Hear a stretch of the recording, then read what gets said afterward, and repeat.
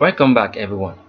Quickly, let's continue our discussion on HTML forms attributes, and right now we'll be discussing about the HTML form target attribute of underscore frame name. But this one is just that we are not going to use underscore right here. We are going to use the frame name only. We are not going to use what? Underscore. So in our previous tutorial, you have seen us using different type of underscores, top underscore, self underscore parent, and this one we are using right now is target along with the frame name. So the frame name, you are going to see how this works now, and once again we are going to discuss about what HTML form target attribute of frame name. So this, the response is going to be displayed in a name frame, in a named frame. So let me show you quickly how this works. Back to our document. As you can see, let's say we are having our document right here. When we submit, this is working nicely, but it's running on top of itself. So it's working on itself. Let's now say, for instance, now we specify a name. Let's say we say frame name. Let's call it our. Let's call it my frame name.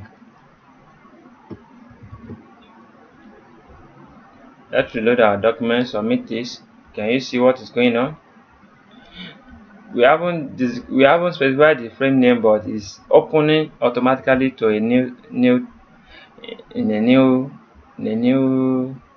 tab, but it's not going beyond that new tab. It automatically, when we reload it, let's reload it and submit. Can you see? It open in a new tab, but it's not beyond that new tab. It's only using that one new tab because we are already having it here. So it's not heading towards the front, like it's not adding it top, it's not topping it. So I'm going to show you what is going on right here. The thing that we want to do is not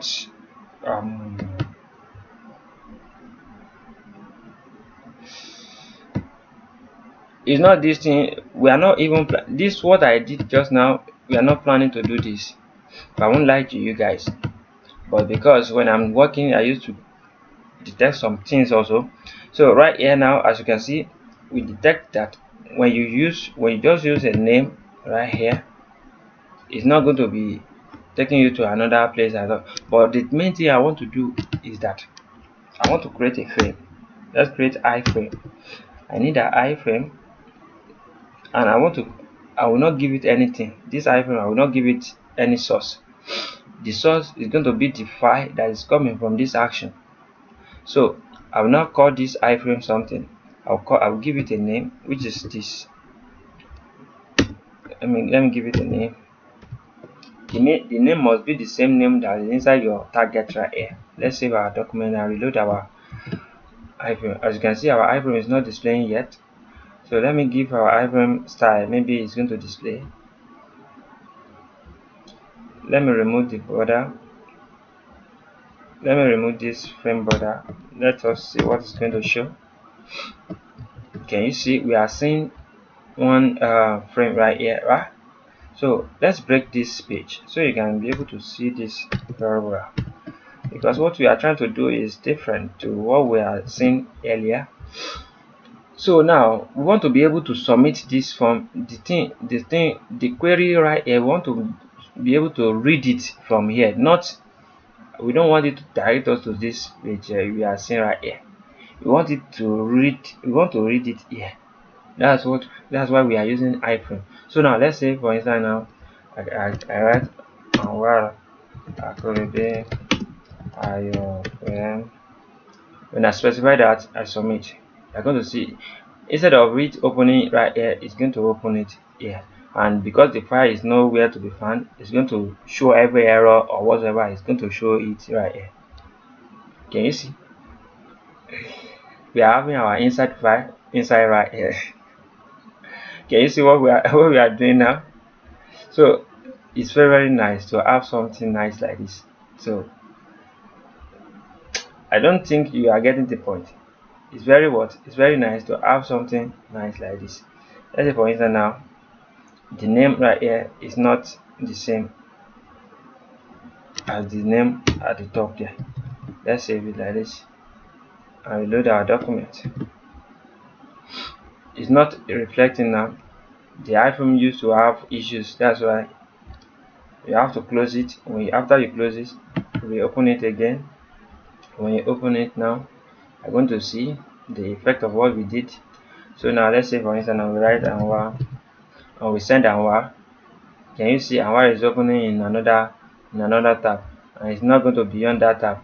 Let's open it again. It's not going to be on that tab. But one thing I want you to know, that this is what we want to do. We want it to come to this place. We don't want it to send it to this place. We don't want it to run our code inside another tab right here. We don't want that. We want it inside this frame here. So that's why you need to specify the name of the frame. Let's say because we are having my AI here, let's just use my. This one is too long. Let's reduce this one. Let's use the man. You can use any name you want. Let's reload our document and send it. You're going to see the file is going to display right here. Can you see the file is displaying inside this place now? So that's what is going on with it. As you can see, this same file is running also inside this place. So our PHP code will run inside here. If to say we have any code inside, let's say our PHP code.